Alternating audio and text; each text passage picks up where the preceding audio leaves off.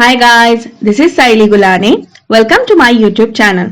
Now in today's session, we'll see some topics in which the graphical presentation of the SDLC iterative model. Then we see some scenarios where the iterative model can be used, and after that we'll discuss the application of this model.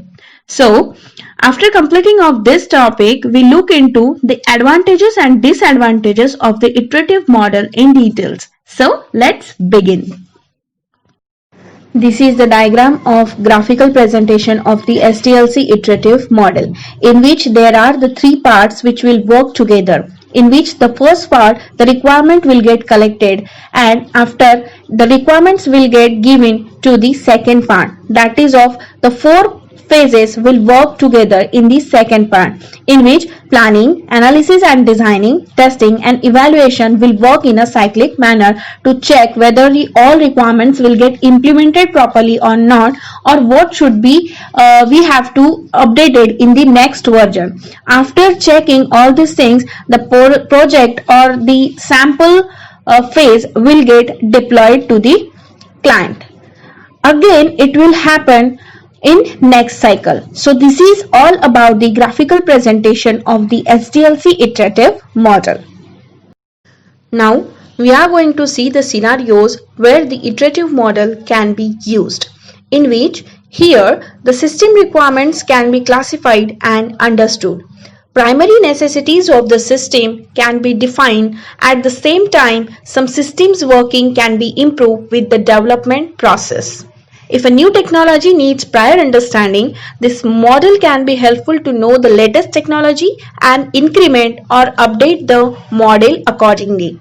This model is also useful when there are high risk in the system characteristics and goals. Situations where the resources with the required skill sets are not accessible and the system needs to be developed on a contract basis, choosing this model is a suitable decision.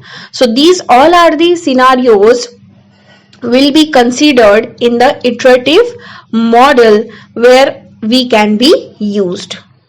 Now we are going to see the advantages of iterative model. The advantage of this model is that there is a working model of the system at a very early stage of the development, which makes it easier to find functional and design flaws. Finding issues at an early stage of a development enables to take corrective measures in a limited budget. So, the advantages of the iterative and incremental SDLC model are as: some working functionality can be developed quickly and early in the life cycle. Results are obtained early and periodically. Parallel development can be planned.